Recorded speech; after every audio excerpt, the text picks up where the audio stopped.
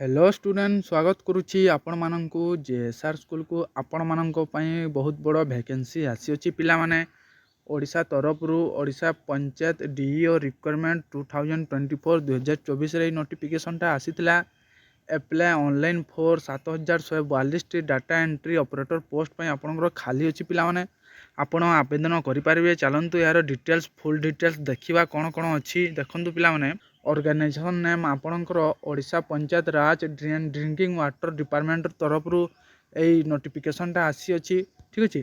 Type of job आपणकर permanent रहिबो category Odisha government job ठीक अछि। देखंतु पिला माने नेम ऑफ द पोस्ट आपणकर डीईओ पई वैकेंसी रखा हिची पिला माने डाटा एंट्री कम अकाउंटेंट ठीक अछि।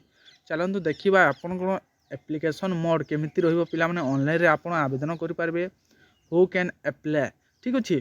ऑल ओडिशा कैंडिडेट्स ओडिशा रो सबु छात्र छात्री माने एई आवेदन करि पारबे एई फॉर्म को ठीक अछि।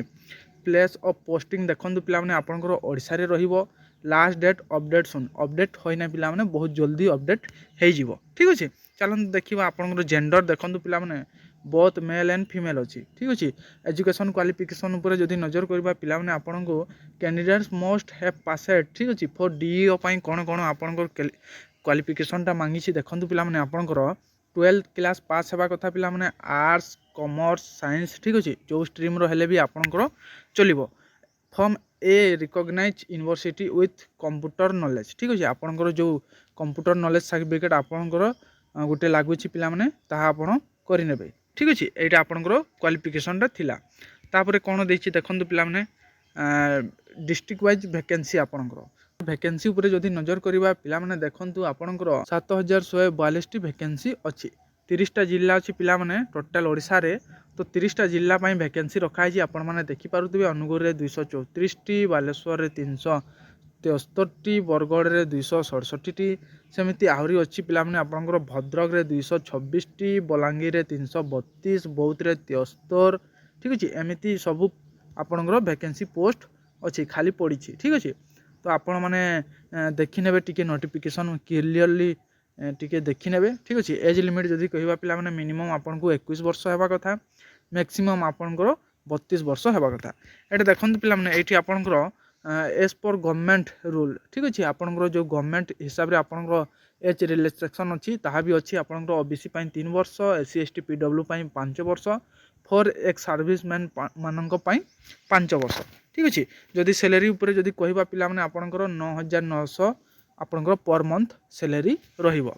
सिलेक्शन प्रोसेस देखंतु पिला माने आपनकर रिटन एग्जाम रखा हिची ठीक अछि। रिटन एग्जाम पर आपनकर डॉक्यूमेंट्स वेरिफिकेशन अछि दुईटा प्रोसेस अछि पिला माने ठीक अछि। एप्लिकेशन फी देखंतु पिला माने एप्लिकेशन फी कोनोसी जो कैटेगरी रो हेले भी पिला माने आपनकु कोनोसी भी फी देबाकू पड़िबोनी एई आवेदन जदि करूछंती डीईओ पई ठीक अछि। जदि रिक्वायरमेंट देखंतु पिला माने आपनकर जदि इंपोर्टेंट डॉक्यूमेंट्स जदि देखिबा पिला माने all education qualification certificate and marksheet आपनक पाखरे थिबा कथा। Recent two passport size photo भी थिबा कथा कास्ट सर्टिफिकेट थिबा कथा ठीक अछि। जेमिति रहिला आपनकर Aadhaar card residential certificate experience certificate biodata voter card. जदि पिला माने एठी जदि आपनकु जदि डाउट लागु छी एक्सपीरियंस सर्टिफिकेट टा कोन जदि मु एक्सपीरियंस सर्टिफिकेट टा मु कहि दोछि आपनकर जो कंप्यूटर नॉलेज सर्टिफिकेट रहिला ना पिला माने जो मांगी छी आपनकर क्वालिफिकेशन ऊपर आपनकु मु आउथर टिके देखै दोछि देखंतु पिला माने आपनकर जो क्वालिफिकेशन टा अछि कंप्यूटर नॉलेज जो अच्छी पिला माने तार एक्सपीरियंस अच्छी ठीक अच्छी तार एक्सपीरियंस मांगी जदि आपण मानक पाखरे जदि अच्छी ताहले आपण सेठी शो करि पारिबे ठीक अछि। ताहले देखंतु पिला माने आउ रहिला आपणकर डेट केबे आपणकर ऑनलाइन अप्लाई हबो। देखंतु पिला माने आपणकर स्टार्टिंग डेट अछि पिला माने अपडेट सुन लास्ट डेट अपडेट सुन बहुत जल्दी आसीबो। आपण माने भलो भाबरे पढा पढी करंतु डीओ पई समस्त अप्लाई करंतु ठीक अछि। एटा आपणकर 2024 रे आसीतिला पिला माने नोटिफिकेशन ठीक अछि। 7142 टी हो तो ए पोस्ट बढ़ी भी पारे कमी भी पारे सेटा पर कथा किंतु एबे वर्तमान जेते भी आपनकर नोटिफिकेशन आसीची आपण माने से हिसाब से पढा पढी करंतु। तो मिलिबा नेक्स्ट वीडियो रे। जय हिंद वंदे मातरम।